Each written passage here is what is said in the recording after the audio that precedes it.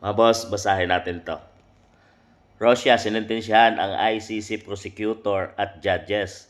Sinintensyahan ng isang korte sa Moscow ang chief prosecutor ng International Criminal Court ICC na si Karim Khan at 8 pang ICC officials ng pagkakakulong ng absentya bilang tugon sa inilabas ng arrest warrant laban kay Russian President Vladimir Putin kaugnay ng digmaan sa Ukraine. Yun, ito yung tunay na leader mga boss. At kilala si Vladimir Putin na malakas at may paninindigan mga boss.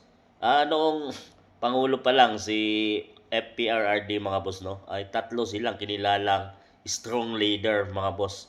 Vladimir Putin, siyempre PRRD at si Donald Trump mga boss, no. At ito mga boss, inunahan niya na yung ICC na pumunta sa kanilang bansa dahil sa kakasuhan nga itong si Vladimir Putin mga boss, no. Kagaya ng ginawa nila kay FPRRD. Talagang ngayon kung pupunta sa Russia itong mga ICC para hulihin itong si Putin ay talagang huhulihin na sila ng mga kapulisan sa Russia mga boss. So, ganito ang tunay na strong leader, mga boss. Hindi kagaya sa atin na sa Pilipinas, sinasabing gumagana yung justice system daw sa ating bansa. Pero isang Pinoy, ipapadala mo sa ibang bansa para doon litisin, mga boss.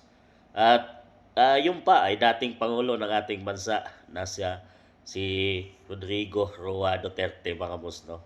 So, dito, sa kanila, inunahan na nila mga boss. Kinasuhan na nila yung ito si Karim Khan at 8 pang ICC officials.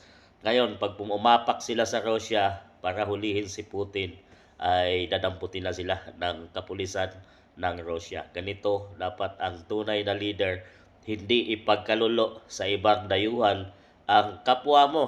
Bagkos, kung mayroong kasalanan ay husgahan mo dahil gumagana naman ang justice system sa inyong bansa. So yun ang ginawa ni Vladimir Putin. Isang example ng strong leader mga boss. Talagang nakakabilib ang taong to.